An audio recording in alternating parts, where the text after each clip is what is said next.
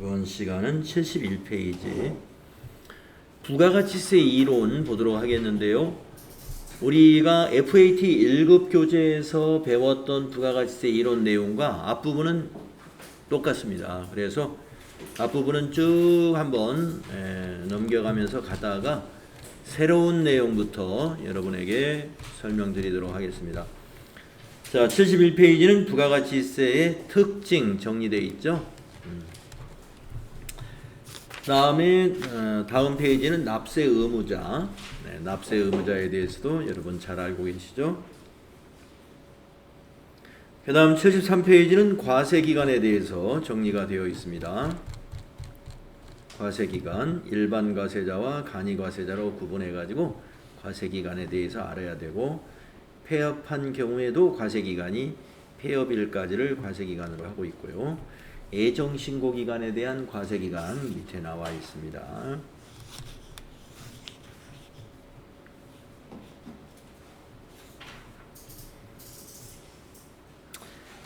여기 밑에 애정신고에 대해서 주의에 있는 사항 한번 읽어보고 가겠습니다. 이게 지금 법 개정이 된 지가 그렇게 오래되지 않은 부분이라서 이거에 대해서 아직 잘 그러니까 우리가 이 수험서, 옛날 수험서로 공부하신 분들은 이걸 모르고 있을 수가 있어요.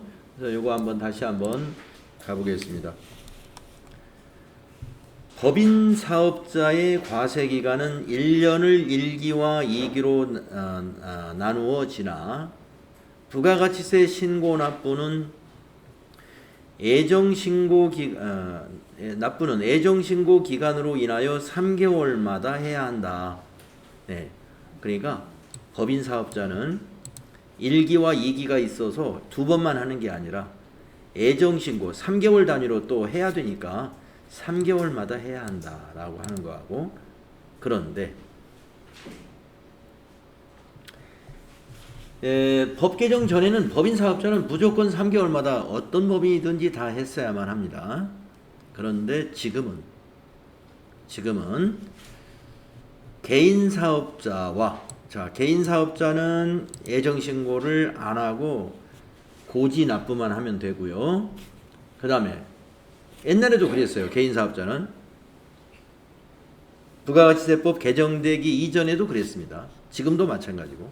그런데 요 뒤부터 직전 과세기간에 공급가액 합계액이, 그러니까 우리가 부가가치세법에서 과세기간은 일반 과세자 기준이에요. 6개월입니다. 6개월. 그러니까 6개월치의 공급가액 합계가 1억 5천만 원 미만인 법인 사업자는 한번 1억 5천만 원을 6개월로 한번 나눠보세요.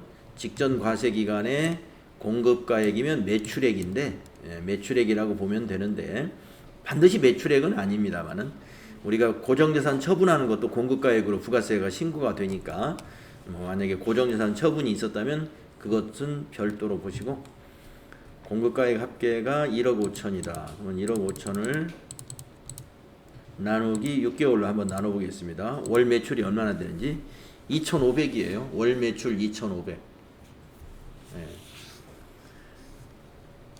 대략 월 매출 2,500만 원 이하인 법인은 애정신고 기간에 고지세액을 납부하면 된다. 그러니까 신고를 안 해도 된다.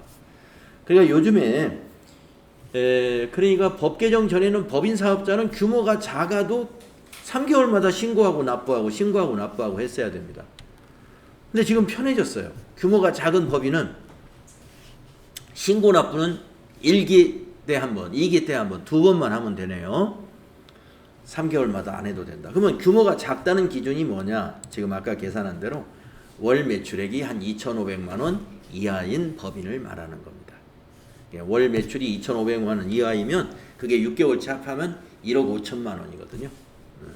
1억 5천만 원 미만인 법인은 개인 사업자하고 같이 애정신고 납부를 하지 않고 애정 때는 고지 납부만 한다 이거죠. 여러분 고지 납부가 뭔지 알죠?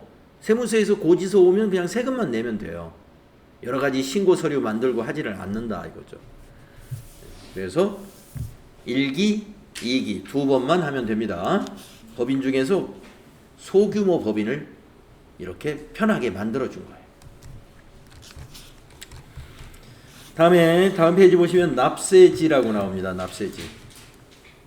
그러니까 제가 요거 말씀드리는 이유가 여러분들에게 FAT 1급 공부하시면서 제가 제작했던 그 동영상이 그때 만든 그때 강의했던 교재가 법 개정 전에 출판된 수험서였어요. 그래서 아마 제가 작년에 그 영상에다 이렇게 첨부를 뭘 해드렸는지 확실히 지금 기억이 안 나네요. 아마 했을 것 같은데 혹시 빠뜨렸을까 해서 이번에 이제 요걸 다시 한번 요게 이렇게 개정된 지가 한 2년 정도 된 것 같습니다. 다음에 납세지. 납세지에 대해서 여러분 그대로입니다. FAT 1급 교재에 있는 내용이 그대로고 이거는 개정된 적도 없어요. 이대로 그냥 가는 겁니다. 다음 페이지 가면 76페이지에 사업자 등록. 사업자 등록에서 개정된 것이 이것도 그 시기가 한 2년 정도 된 것 같은데 사업자 등록증 발급이 있잖아요. 발급을 우리가 신청하면은 과거의 법은 신청일로부터 3일 내에 발급해야 된다 이렇게 돼 있었거든요. 그런데 2일 이내로 바뀌었습니다. 2일 이내라고 아마 여러분 그 동영상 컨텐츠에는 2일 이내로 제가 설명을 했을 것 같아요. 이것도 과거에는 3일로 돼 있었어요. 그거 외에 바뀐 건 없습니다.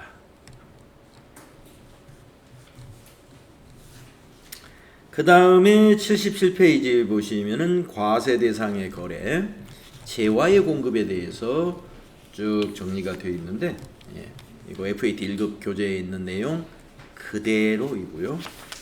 다음 페이지 내용도 그대로입니다. 그 다음에 79페이지 용역의 공급 및 재화의 수입 이것도 그대로입니다. FAT 1급 교재에 있는 내용과 하나도 다르지 않고요. 다음 페이지 넘어가면은 부수 재화 및 부수 용역의 공급에 대한 표가 있는데 이 표도 FAT 1급 교재에 있는 표와 똑같습니다. 그대로고요. 다음 82페이지 재화의 공급 시기 이것도 변한 거 없어요. 그대로입니다. 다음 페이지 보시면 용역의 공급 시기 이것 또한 변경된 거 없습니다. FAT 1급 교재 그대로고요. 거래 장소에 대한 내용도 그대로입니다. 그 다음에 83페이지에 영세율과 면세 이 부분에 대해서도 추가된 내용 없습니다.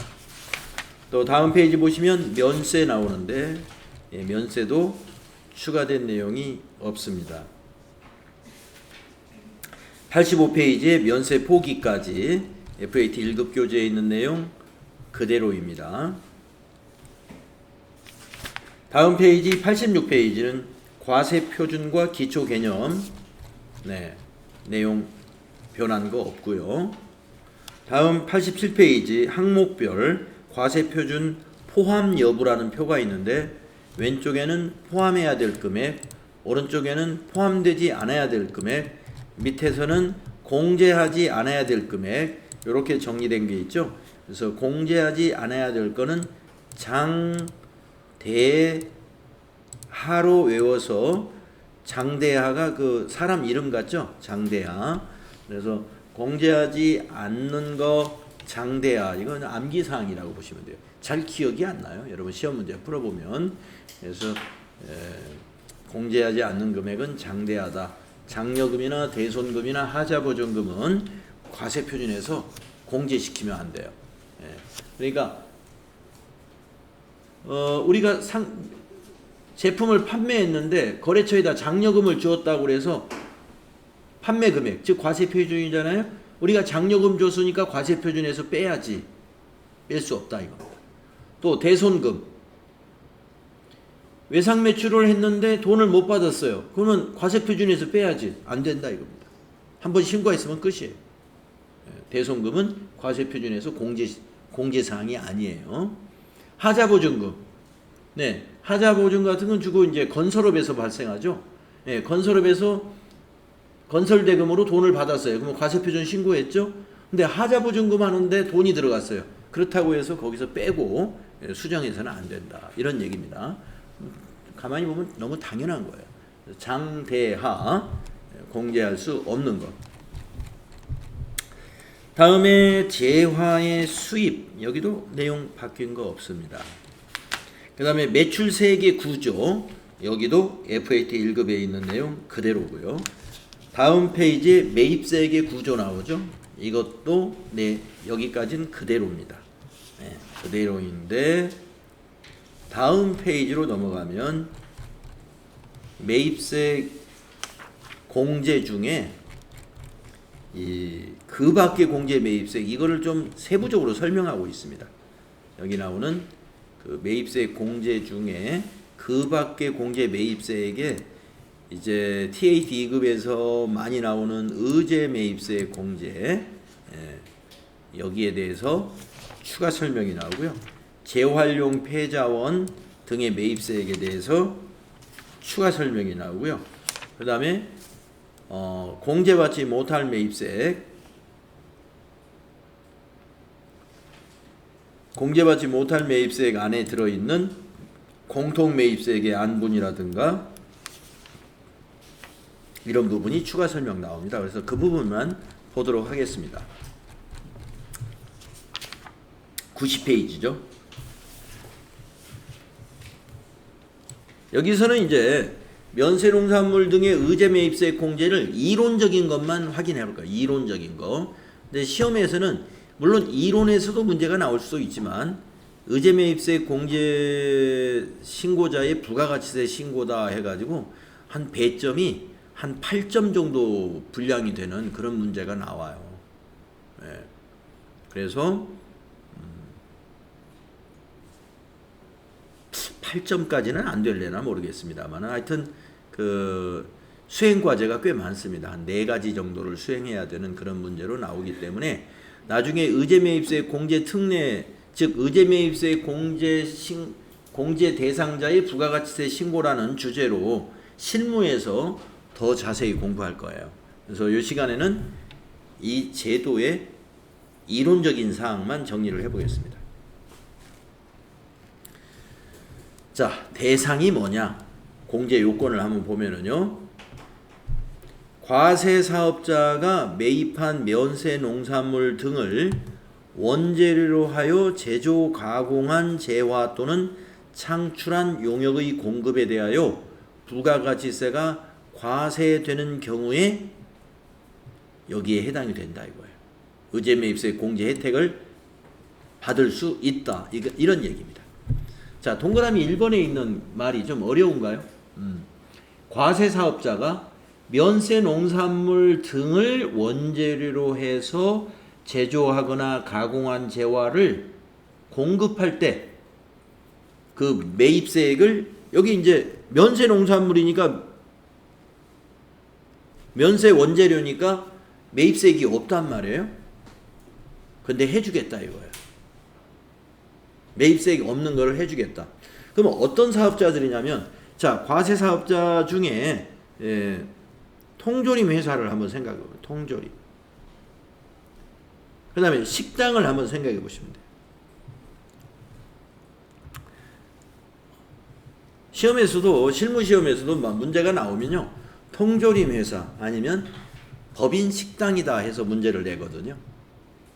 그래서 통조림 공장이나 우리가 식당을 생각해 보면 자 복숭아 통조림을 만약에 만드는 공장이 있다. 그러면 복숭아를 원재료로 해가지고 통조림을 만들어서 파는데 통조림은 과세예요.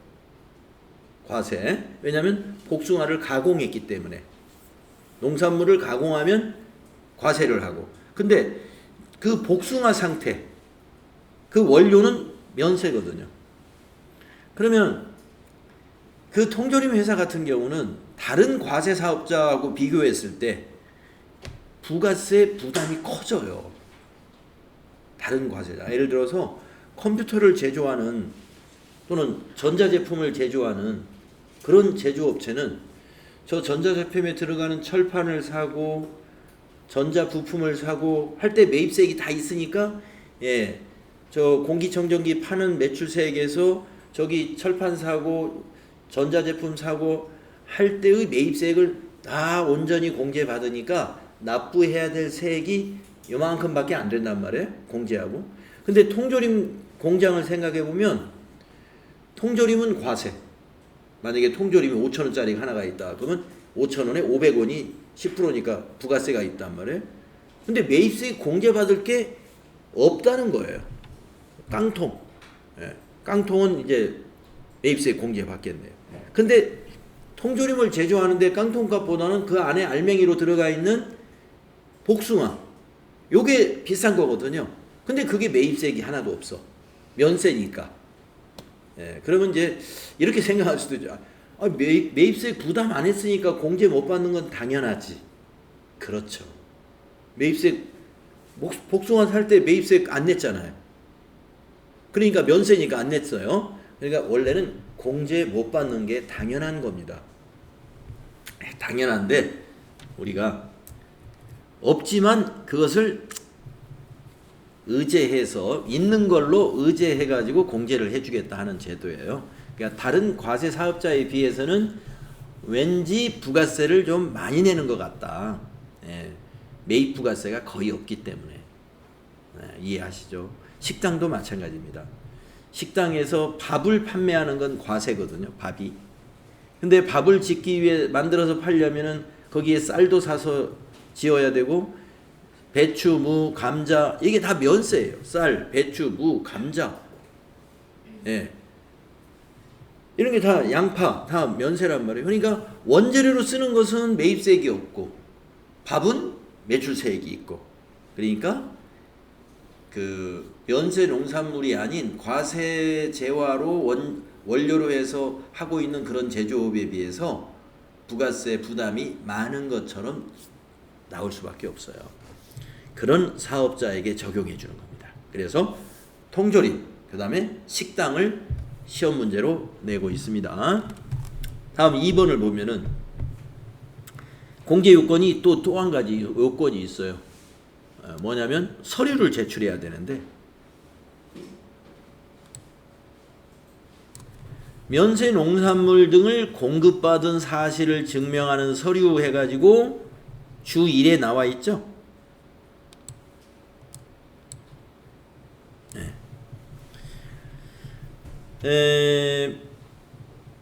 이제 부가세 신고할 때 서류를 제출해야 돼요. 그래서 어떤 서류냐면 의제매입세 공제 신고서 작성해야 돼요. 요거 작성하는 거 이제 우리가 실무에서 배울 겁니다.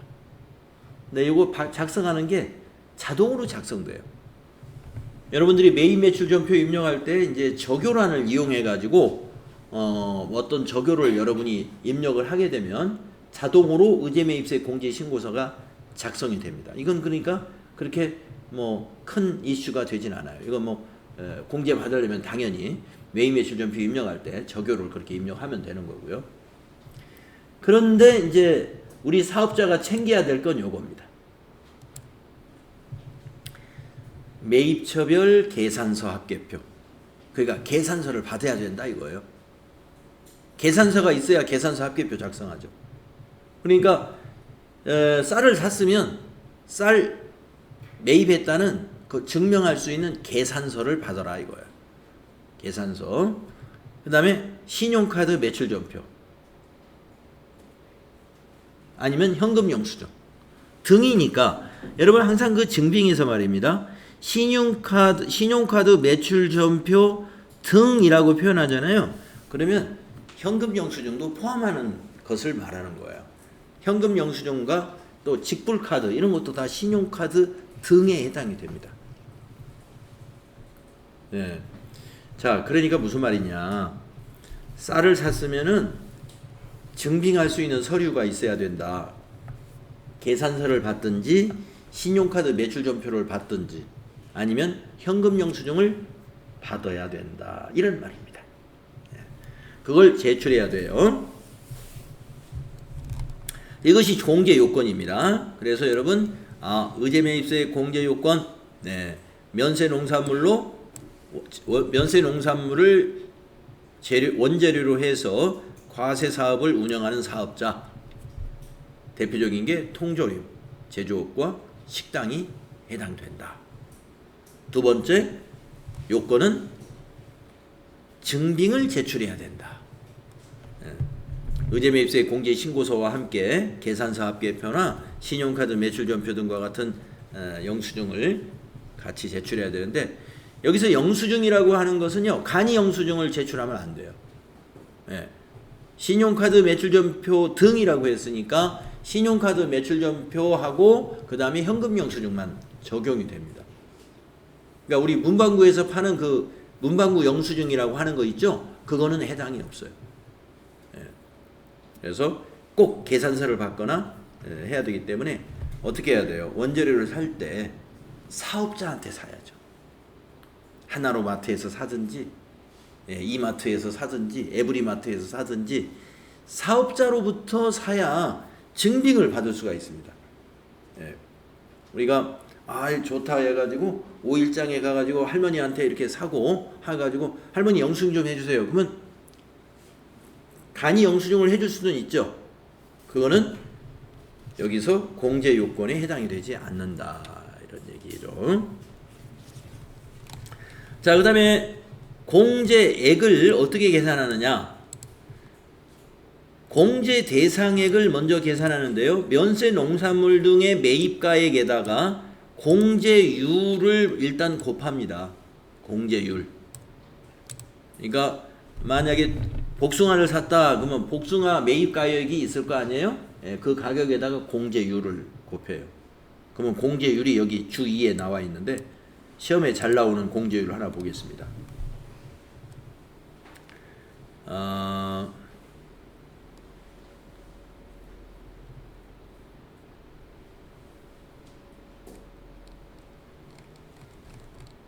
다음 페이지에 있네요. 제조업. 이게 시험에 잘 나와요. 제조업. 네. 공제율이 사업자마다 굉장히 여러 가지가 있어요. 뭐 떡방앗간은 106분의 6이고 막 그러는데, 제조업 중에서도 우리는 시험에 나온다 그러면은 중소기업으로 나와요. 중소기업이며 제조업이다. 그래서 제조업의 중소기업이나 개인사업자의 제조업 똑같습니다만은 공제율이 104분의 4입니다. 네, 요거는 하나 기억을 해 주셔야 돼요. 이거 하나 하고, 그 다음에 또 하나 시험에 나왔던 것은 그 앞 페이지로 다시 가서요. 식당인데 음식점 법인기업으로 나와요. 법인기업. A와 B 외의 음식점. 그러면 A가 뭐냐? 유흥 음식점. B는 뭐냐? 유흥 음식점 외에 음식점을 경영하는 개인 사업자. 그러니까 개인 식당이에요. 이 B는. C는 뭐냐? 유흥 음식점 아니고 개인 음식점 아니고 나머지 음식점은 뭐예요? 개인 음식점 아니고 유흥 음식점 아니다. 그러면은 일반 음식점인데 법인이라는 얘기예요. 이게 법인.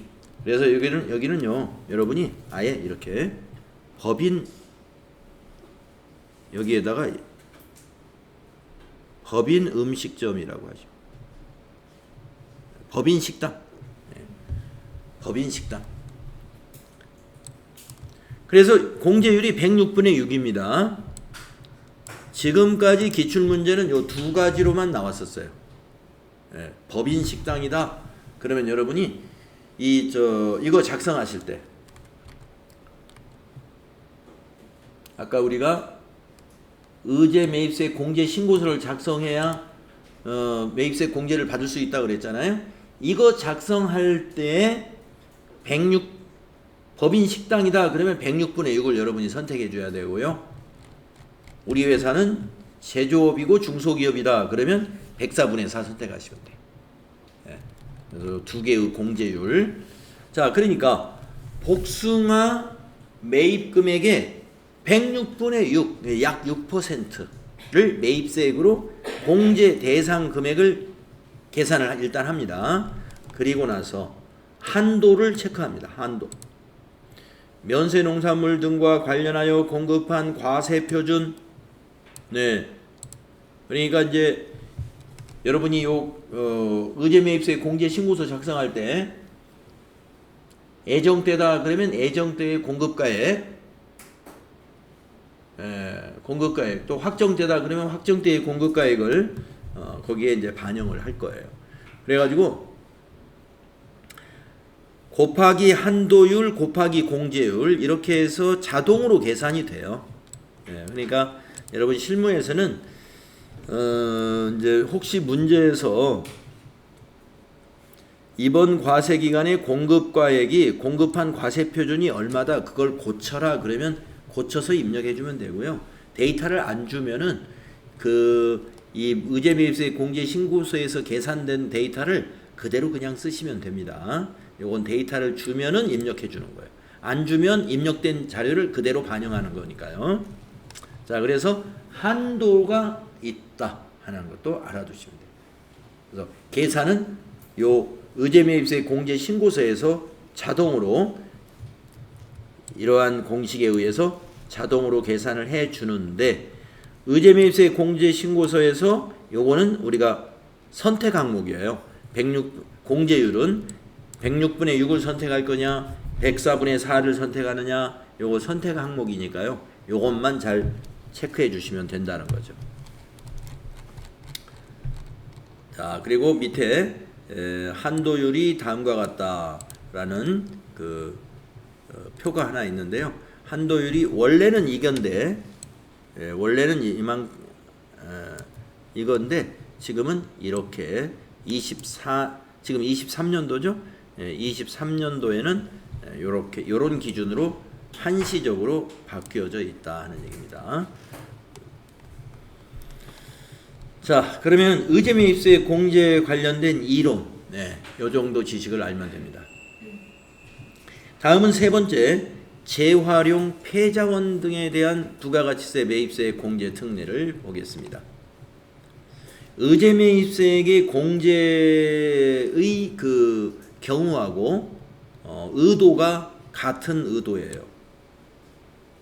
의도가 같은 의도예요. 재활용 폐자원 등을 수집하는 사업자들을 보면은요, 동네 마을에서 이렇게 수집을 할 경우에 그 수집을 해오는 사람들이 전부 다 사업자가 아니에요. 대부분이.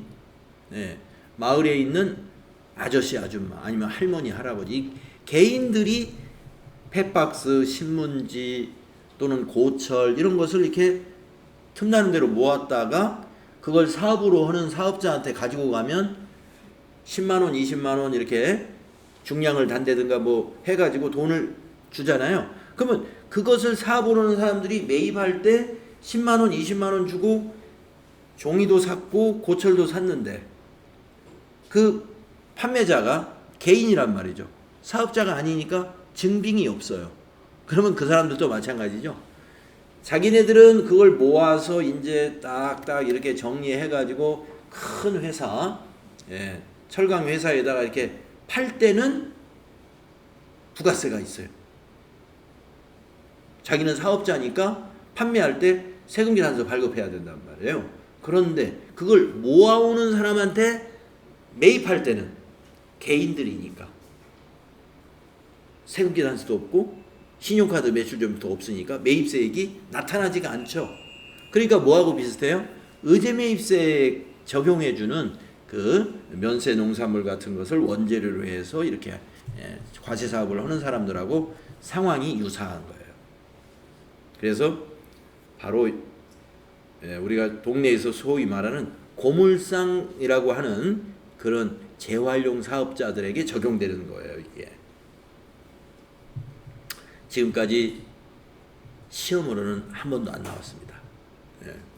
이런 제도가 있지만 실제로 실기 시험으로는 TAT 2급에서 출제되지는 않았어요. 그러니까 요거는 가볍게 한번 읽어보고 가시면 돼. 자, 재활용 폐자원 등의 부가가치세 매입세 공제 특례는 어떤 제도인가 이제 읽어봅시다. 자, 공제 요건을 보면은 재활용 폐자원 및 중고 자동차를 수집하는 사업자가 세금 계산서를 발급할 수 없는 자로부터 재활용 폐자원 및 중고 자동차를 매입하여 제조 또는 가공하거나 이것을 공급하는 경우에 그런 사업자에게 해당이 된다. 공제액을 어떻게 계산하느냐? 공제 대상액이 있는데 이것도 역시 재활용 폐자원 매입 가액에다가 공제율을 곱해서 공제 대상액을 계산하고 의제 매입세액과 마찬가지로 어떤 기준에 따라서 한도를 적용받고 있는 것입니다. 공제 시기는 재활용 폐자원 등을 매입한 날이 속하는 애정신고 기간에 공제를 받거나 또는 확정신고 기간에 공제를 받을 수 있습니다. 의제 매입세액도 마찬가지예요. 애정신고 때도 매입세액 공제가 되고 확정신고 때도 공제받을 수 있습니다. 다음 페이지 보시면은 공제율은 다음과 같다라고 했는데 고철이나 폐지 같은 경우는 103분의 3을 매입금액의 103분의 3을 적용합니다만은 중고자동차는 110분의 10을 적용하기 때문에 사실상 중고자동차는 10% 공제가 된다 이렇게 보시면 돼요. 예. 그러니까 중고자동차 같은 경우는 판매하는 사람들이 공급하는 사람들이 사업자인 사람도 물론 조금 있겠지만 대개 개인들이 차를 타다가 이제 새 차를 사려고 중고 사업자한테 팔잖아요. 그러니까 그렇게 하고 또 그러면 왜 이렇게 공제율을 높게 해줄까 이거. 네. 네. 우리가 중고자동차는 재활용하는 게 우리가 여러 면에서 사회적으로 득이 많이 되는 거고 또 우리나라 중고자동차는 굉장히 좋아가지고요.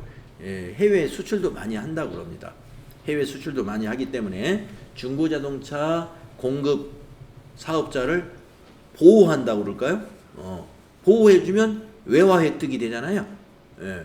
우리나라에서는 이제 그만 타야지 하고 버려야 되겠다 하는 차를 외국에 수출해가지고 잘 타고 있으면 우리는 수출 증대가 되잖아요. 그래서 거의 매입세액을 10% 공제해주고 있구나. 그러나 폐지나 고철 같은 경우는 103분의 3만 인정해준다는 거죠. 자, 그래서 재활용 폐자원은 아마도 뭐 지금까지 출제된 적이 없기 때문에 앞으로도 당분간은 문제는 나올 것 같진 않지만 이 정도 알아두시고 아까 의제 매입세 공제는 뭐 아주 자주 나오는 그런 문제가 됩니다. 다음은 네 번째 공통 매입세액의 안분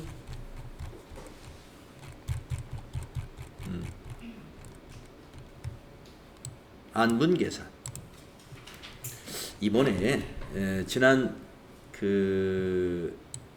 17일 날 시험이었죠. 지난 17일 날 시험에 재계산이 나왔어요. 바로 이 문제. 이 문제가 나왔습니다. 재계산은 그야말로 띄엄띄엄 나오는 문제였는데 17일 날 문제가 나왔더라고요.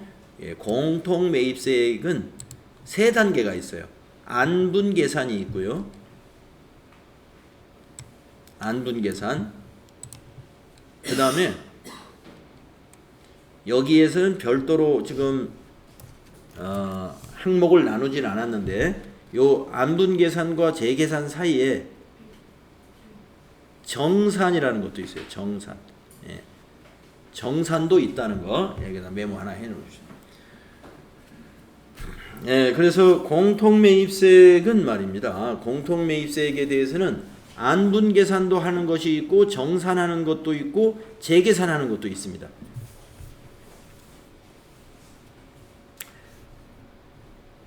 TAT 2급의 안분 계산과 정산은 자주 출제가 돼요.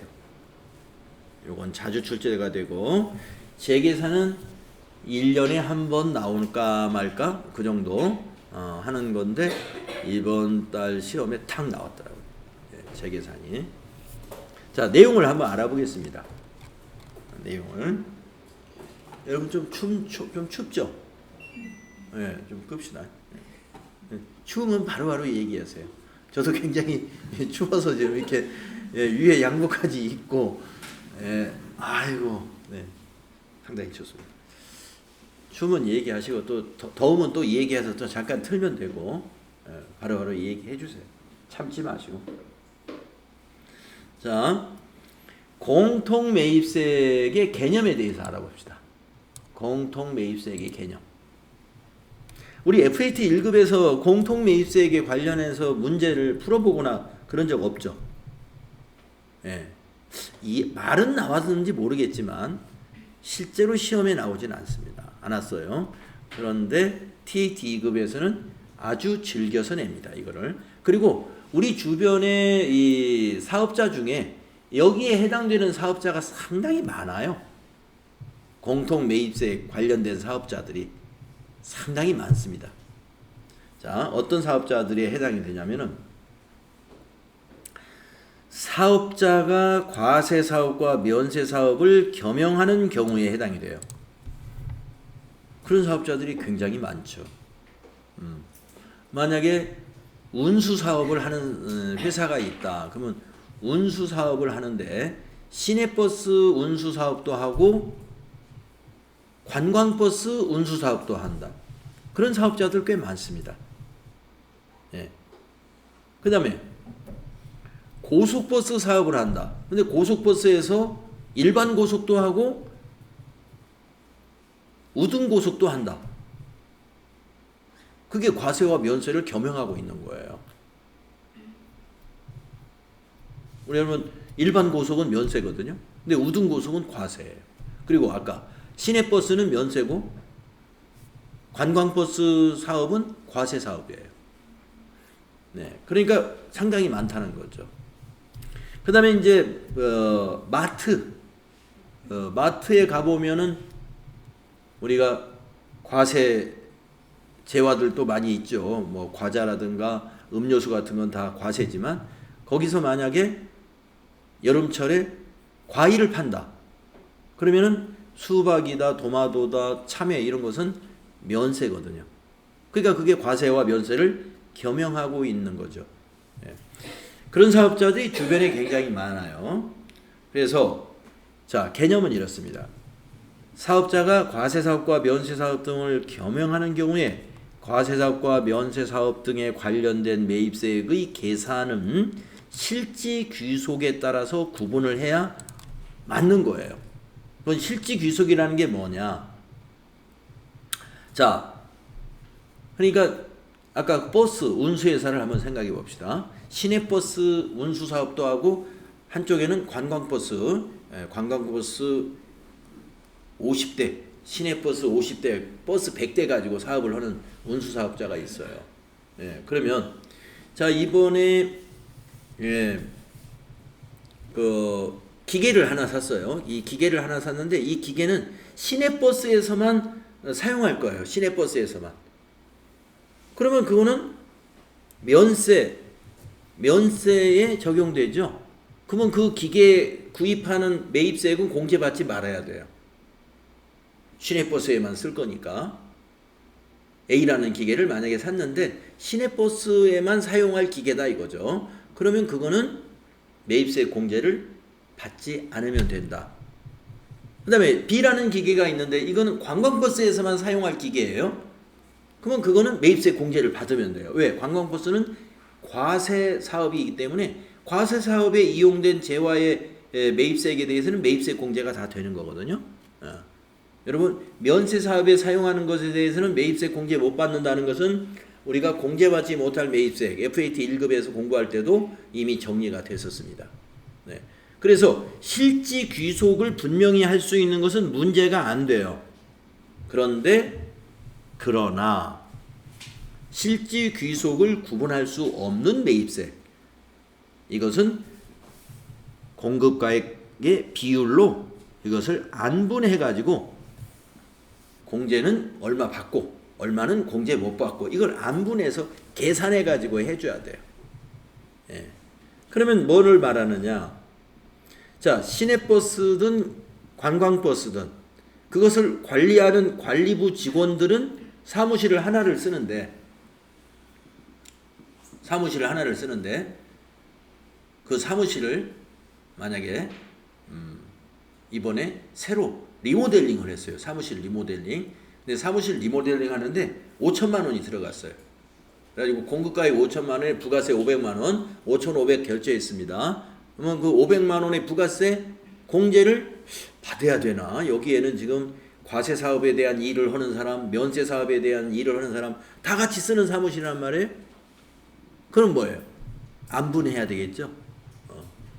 그 과세 기간에 버스 매출액과 관광버스 매출액을 모두 합쳐서 더해가지고 버스가 몇 %냐.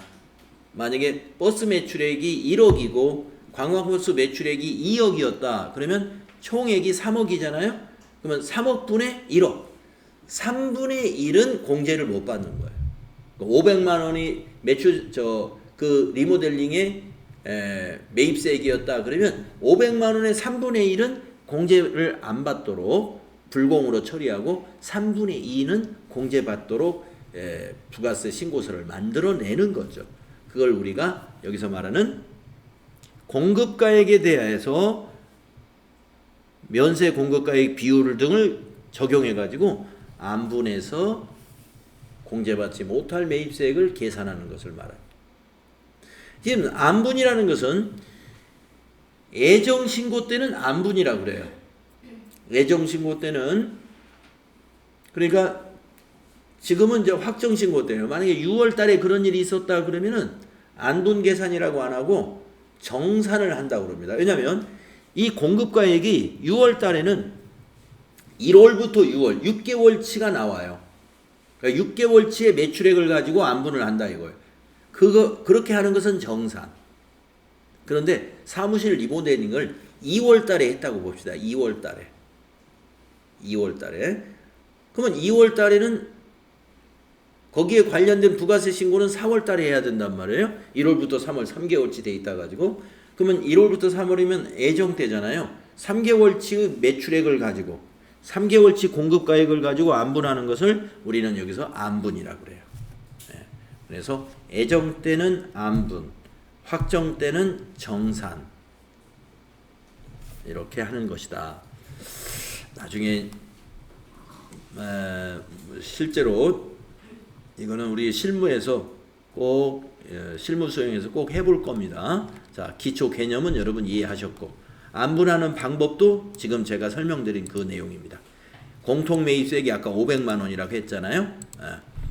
그러면 공통매입세 곱하기 해당 과세기간의 총 공급가액 아까 3억이었죠? 그 중에 면세가 1억이었죠? 3분의 1 이거는 뭐다? 면세사업과 관련된 매입세액이다. 즉 공제받지 못한다. 면세사업과 관련된 매입세액을 우리는 공제받지 못하는 매입세액이라고 하거든요. 그렇게 계산을 하는 거다. 근데 이런 계산을 우리가 손계산기로 하는 게 아니고 우리 그 부가가치세 신고서 부속 서류 중에 보면은 공제받지 못할 매입세액이라고 하는 그 메뉴 여러분 기억날 거예요. 공제받지 못할 매입세액 메뉴 안에 안분 계산이라는 탭이 있어요. 거기서 할 거고 정산은 정산이라는 탭이 있어요. 거기서 할 거고 재계산은 재계산이라는 탭이 또 있습니다. 거기서 하게 됩니다. 그러니까 계산을 이렇게 손계산기로 하는 게 아니라 그 공제받지 못할 매입세액이라는 부속 서류에서 하게 됩니다. 자, 그러면 세 번째 줄에 있는 안분 계산의 배제. 배제라는 건 뭐냐면 안 한다. 안분 계산을 안 해도 된다 하는 겁니다. 어떤 경우? 세 가지 경우에는 안분 계산을 안 합니다.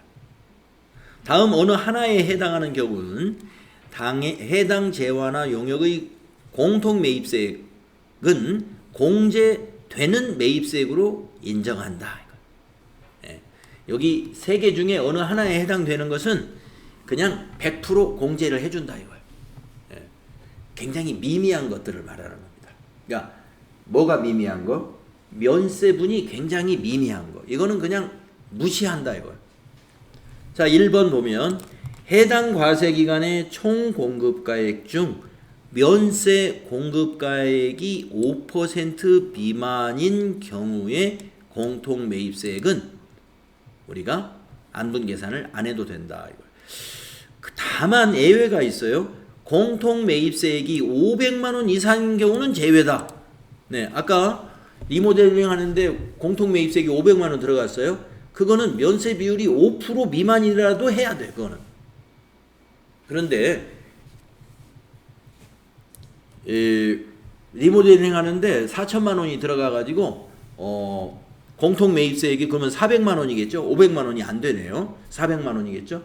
그런데 우리 회사의 그 비율이 말이죠. 면세 비율이 5% 미만에 해당된다 이거예요. 그러니까 4%라고 볼까요? 그게 무슨 말이냐면 우리 회사 매출액 중에서 4%는 시내버스 매출액이고 96%가 관광버스 매출액이다 이거예요. 그렇다면은 면세가 너무 미미하잖아요. 그런 것은 그냥 다 전부 관광버스로 그냥 인정해 주겠다. 아시겠죠? 다음에 2번도 그와 유사합니다. 해당 과세기간 중에 공통매입세액이 5만 원 미만인 경우에 매입세액도 안분을 하지 않는다. 공통매입세액 자체가 너무 작아. 예. 매입세액이 5만 원이면 공급가액이 50만 원이잖아요. 예. 그러니까 거래 공급가액이 50만 원 이하인 미만인 50만 원 미만이면 매입세액도 5만 원 미만이잖아요. 공통 매입세액이 5만 원 미만인 것은 배제. 안분 계산 안 하네요. 큰 것들만 하는 거예요. 큰 것들. 그 다음에 3번. 해당 과세기간에 신규로 사업을 개시한 사업자가 해당 과세기간에 공급한 공통사용 재화에 대한 매입세액도 모두 매입세액을 공제해 줍니다. 신규 사업자 말하는 거예요. 신규 사업자. 그러니까 운수업을 올해 처음 하는 거예요. 버스하고 관광버스. 그러면 6개월 동안은 해당 과세기간이니까 6개월 동안은 전부 다 매입세액 공제해 주는 거예요. 아직 데이터가 아직 안 나왔어요. 6개월 이제 신규로 사업을 시작했기 때문에 지금 과세사업, 면세사업 비율이라는 게 이게 정상적인 비율이 아니거든요. 그렇기 때문에 6개월 정도는 이제 정상적인 데이터가 만들어지기 이전이라고 보고 전부 다 과세사업에 사용됐다고 인정을 해준다는 뜻입니다. 자, 그래서 안분계산 배제 이거는 이론에서 나온다면 나올 거예요. 실무에서는 뭐 그렇게 중요하지 않고 실무시험에서는 이론에서 나올 수 있으니까 요거 알아두시고 다음 시간에 여기 재계산은 좀 뭐 다른 데이터들이 좀 있으니까 여기서부터 설명을 다음 시간에 드려야 될 것 같습니다. 쉬었다 하겠습니다.